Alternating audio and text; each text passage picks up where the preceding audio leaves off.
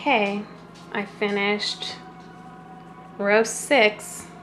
So I've got 1, 2, 3, 4, 5, 6 mint. That means we're ready to move on. So I'm going to move this up because we're on the next row. So with this particular graph, it doesn't really matter which side is the right side or the wrong side on what we've worked up already. So just pick which side you like the best and make that the top side. I'll leave it the way it is. So my top side, let's see, we're going to start back down here. I'm going to do 1 mint and then I'm going to switch to red. So I'm doing this assuming you already know how to do a corner to corner. There's a little trick that I've picked up to make this color change. When you're doing a color change on the wrong side, meaning you're doing it on the back side of yours, this stair doesn't always come out quite so defined, but I figured out a way to do it so that it's nice and defined. But on the back side, there's going to be a tiny little bit of the red showing in the mint.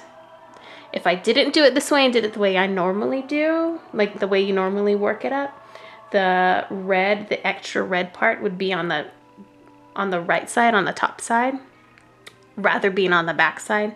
And when I do a graph, I really don't care what the back looks like because I usually have lettering on it, so it's going to be backwards anyway.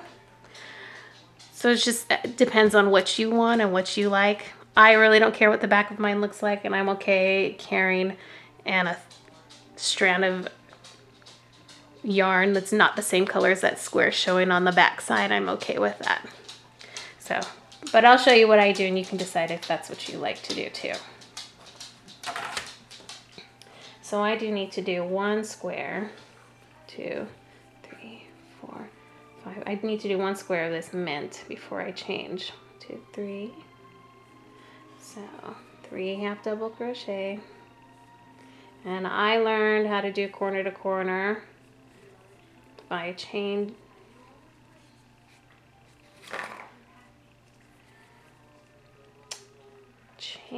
color on the slip stitch. So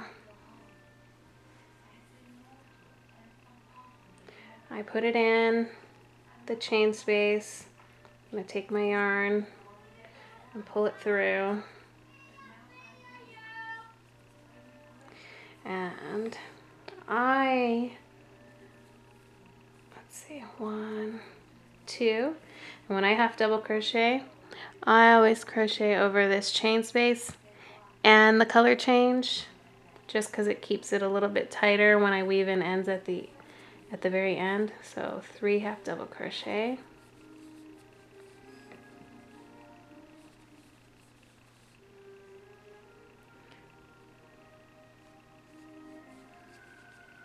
Okay, and then when you color change, sometimes you get this gap.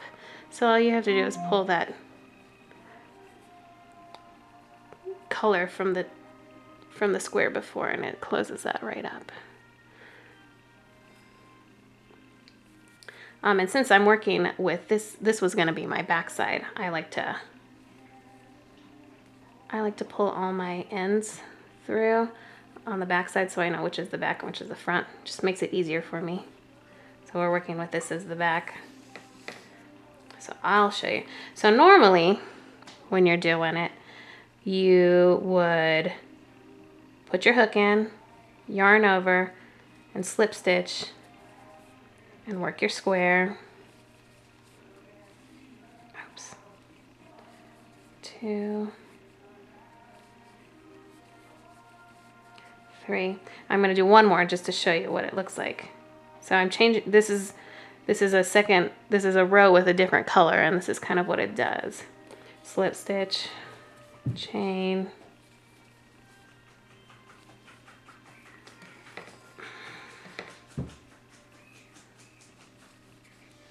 two. Okay, so since I said this was the back side, let's turn and look at the front. And I'm working it up, and if you can see, it's not a very defined edge. It kind of has this little extra piece here and this little extra piece here. So it kind of gives it an angled look. When I'm doing a corner to corner, I don't really want that angled look. I want them really defined. So I'll show you what I do. I'm gonna do it on the top too and see if you can see the difference.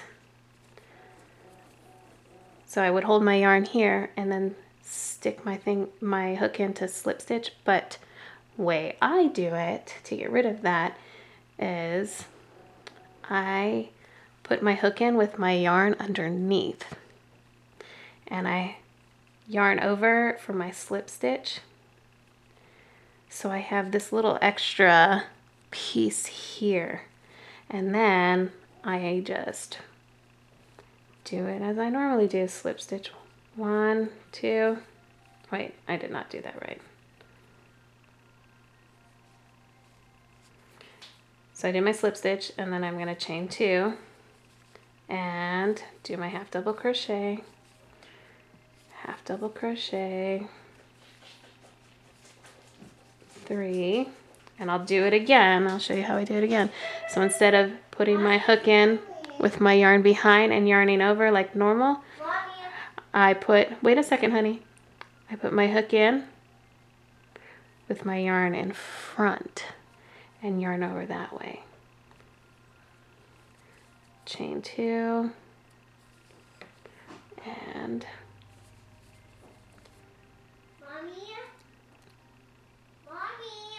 one second, honey. Half double crochet, half double crochet, double crochet. So let me show you the front now, what it looks like. If you can see the difference, these are the first 2 I did with how you normally do it, and these are the other 2 up here. These are the other 2 corners I did with my weird yarn over placement, and you can see it's a much more defined edge. You can do it how you want, but this is how I like to do it. And then the back side, it doesn't look much different at all. There's not much of a difference at all in the back, actually. Sometimes it just depends on the colors you're using, but that's how I like to do it. So I'm going to pull this all out, and I'm going to work up the next couple of rows, and then I'll see you back.